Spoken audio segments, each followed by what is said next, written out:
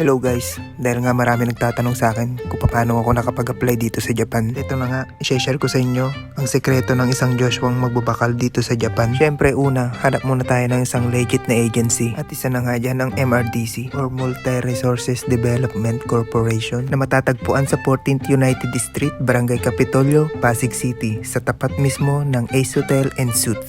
Para naman sa karagdagang impormasyon, ito ang kanilang FB page. At mas better nga kung kayo ay magwo-walk-in at dalhin nyo na din ang mga initial requirements gaya ng passport valid for 5 to 10 years, PSA birth certificate not late registered, municipal birth certificate, high school, college diploma, and AL certificate. Baptismal certificate, okay lang naman kung wala. 10 pieces passport size picture, white background, 1 piece 3R whole body picture. Sa picture mas okay kung may collar yung damit katulad ng mga polo shirt. At kung may mga tanong pa kayo, comment lang, sasagutin natin yan.